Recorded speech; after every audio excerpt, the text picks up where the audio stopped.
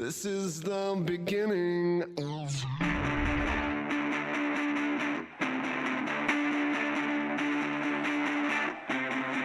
Down on your knees, you'll be left behind. This is the beginning. Christian Science Minotaur, What you think they can a sci-fi short story by Joel Sommers, 2023.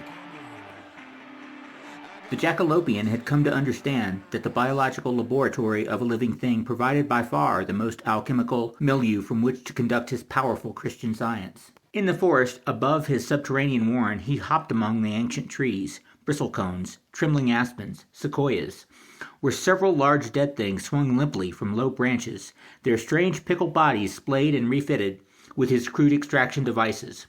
He enjoyed this part of his day the most, when he could finally test and study the various substances his organic experiments had rendered, but today was special. One of 12 prisoners, this particular biovessel had been named Roscoe, killed by giant rabbit furtars. His violent end had been the very last thing his 11 captured brethren experienced through their milky psychic strands of paracosm, just before powerful administered sedatives relieved them of consciousness altogether.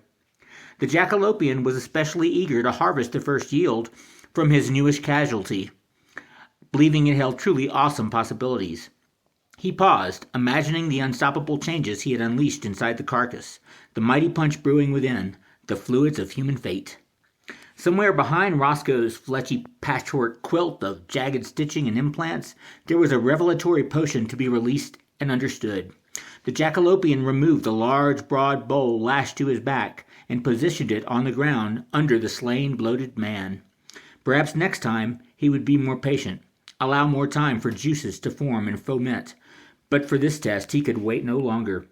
With surgical precision, the Jackalopian used his long, sharpened antlers to open the corpse's swollen belly, then jumped backwards as a gory brown sluice gushed out into the wide steel bowl beneath.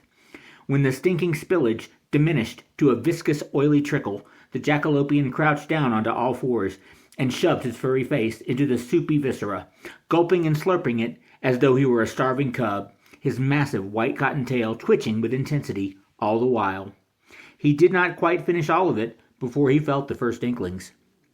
Painful, wrenching coughs seized him as his stomach repeatedly tried to reject the potion, but the fast-acting brew was already being absorbed. He felt his eyes bulge as he toppled onto his wide brown back. Burning yellow bile, stomach acids, food remnants sprayed from his mouth and quivering nose. Muscles stretched and tore deep within him. As he tumbled into escalating euphoric spasms, he thought he heard his own voice screaming, yet everything seemed surreal and distant. Each second was a frozen, tortured lifetime, ticking across the horizon of his mind until finally, a desperate shift, a respite. Was the ordeal ending, or had his nervous system been scorched to dullness? Then, surfacing from hellish misery, the Jackalopian snapped open his jaundiced eyes. He found himself on the cool earth floor of his underground quarters, nearly a mile from his arboreal playthings. Broken beakers and shredded notes were scattered all around him, as if he had flown into a mindless frenzy. The stench of his vomit was overwhelming. His hirsute body reeked. Nearby, a cracked datapad revealed more than an entire day had passed. Letting his rabbit grooming instincts take over, he began absently brushing and combing the glass shards and effluvial chunks out of his coarse brown fur. From outside the small circular entrance to his chamber, he heard a stir of whispers and grunts, and saw many pairs of unblinking amber eyes staring back at him. His acolytes had been watching him, no doubt worried this experiment would be their master's last. "Attend me!" Though the Jackalopian hadn't even noticed, his followers were nearly crippled by the sheer intensity of their lord's first unspoken telepathic command. Though alarmed by the withering new power of her master's psychic voice, one of his female bunny rabbite followers leapt out of the shadowy tunnel and into his dank sanctum. She was nearly repelled by the pungency of the stick worn by her leader and painted across the vandalized room. But the Jackalopian no longer noticed the odor or taste of his own bile. That was on the physical plane, and he had attained a higher state of consciousness. The large dose from the biovessel had opened untapped abilities, and, in a startling new vision, he beheld the path to eternal salvation by the God of all things. He was now more convinced than ever that he would consolidate humanity and the splintered factions of hybrid mammals into one glorious Terran family. Rising unsteadily onto his long rabbit feet, still wearing broken glass and partially digested debris, the Jackalopian used spoken words to address his fearful female attendant. "You are Ingun, highest ranking among my B'nai Rabbites." Yes, master." Ingun looked around the ransacked area. "Are you well? Shall I obtain medical assistance?" "God's work requires lifetimes." The Jackalopian boomed his words verbally, but in seamless concert with his new psychic voice. So I learned at an early age, my liege." Ingun trembled in pain, but managed to bow her tapered, whiskery face. The Jackalopian looked up, as though seeing the world for the first time. "Go! Decant as much as you can from the biovessel hanging in my forest. Use it to create injections for our captives. When the next round of sedatives should be administered, you will inject them with their comrades' harvested fluids instead." The hybrid monster paused. "Then come immediately back to the clinic. I'll prepare myself for surgery while I wait for you there."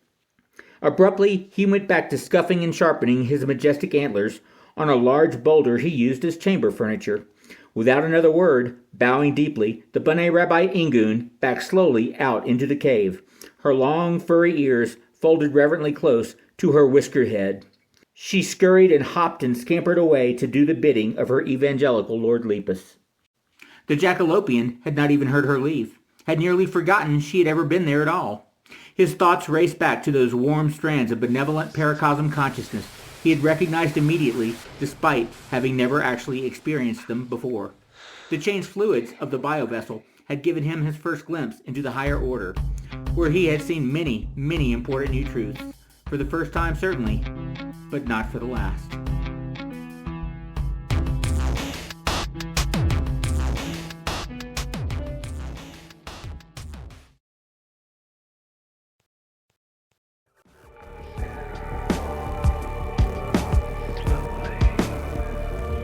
From his specially prepared subterranean clinic, the Jackalopian watched the unconscious prisoners on a wall of monitors.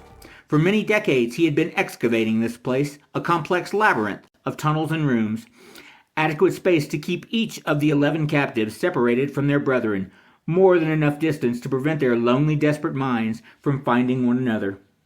The Jackalopian knew that when they regained consciousness, the disconnected prisoners would experience extreme panic and suffering. Frantic to detect any brethren in their proximity, they would cast their minds far and wide to find even a single strand of their disrupted paracosm connection. But they had been given special medicine, and soon the Jackalopian would fold them into his catalyzed usurpations to realize God's plan. When the drug captives finally began to awaken, he signaled his attendants. He reclined into position on the cold surgical table. His lead attendant had already shaved the coarse hair around his left eye, and now she began applying a topical antiseptic to the area. It was time. The B'nai Rabbi Ingun withdrew a long surgical tool, an exaggerated ice pick, from underneath the table. It gleamed with purpose as she grabbed a heavy steel mallet with her other paw, then nodded at the other attendants, 4 larger, stronger male furtars. They held their lord firmly in place, carefully imposing their massive front paws atop his extremities. His attendant deftly positioned the ice pick implement at a steep angle in the corner of his left eye, making him tear and blink nervously. The mad Jackalopian spoke with exuberance, more to formalize this occasion than to direct it, for his attendants had been well prepared for this moment. "You here are privileged to witness a holy event that will forever change history." His audible voice mixed with the voice emanating from his transformed mind, until those in proximity could no longer tell the difference between the words and thoughts of their god Lepus. "Our secular leaders have failed us, but today we will bring all of creation together. All fractured, squabbling sects will finally unite on earth as it is in heaven." Was he a selfish coward? No. He would never falter, not now. He must follow his beliefs to the end. Only he could untangle the net of paracosm, reshape the telepathic conduits, linking his prisoners together, and bring them under his will. Only he could harmonize billions of humans and mammals across the globe into a powerful chorus of Terran minds, a thrumming planet-sized choir poised to exact a mighty Christian ethos atop a listless, slovenly universe. With his very last spoken words, the Jackalopian gave the order, and his attendant made one quick, clean hammer strike atop the long, sharp pick, and it sunk deeply into his ocular socket, cleaving away bone and brain beneath. With a second skilled movement, The pick was withdrawn completely as gouts of blood pulsed down his face and coated everything. Agony was all-consuming, but the Furtars held him steady.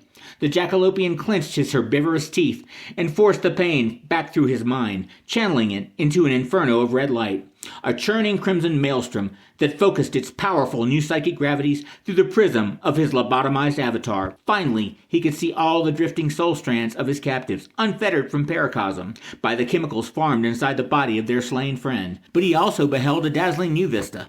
Billions and billions of cacophonous, lonely minds. He could suddenly see their angerless filaments adrift, whipping, undulating on an incandescent horizon like flotsam. Paying no attention to his attendant's ministrations, the Jackalopian reached out to the disparate soul strands like their natural master, attempting to gather them to his heart, securing them from the poisonous myth of individualism. His inscrutable legomorph face tried to smile. He emanated a crackling new paracosm to bind and consecrate his recombinant raptured family to his glorious new dynastic monad. One by one, chaotic minds on a warring, divided planet became unified under the thrall of authoritarian annexation, brutally stitched into a majestic new tapestry of rabbitified singularity. The dark, dangerous, uncompromising vision of the Jackalopian had finally been made whole by the grace of God. Outside, the firmament rocked in ominous ecstasy. A billion galaxies were calling. A trillion stars beckoned, yearning for order. Earth's destiny emerged with blinding clarity. One small step for man, one giant leap for mankind.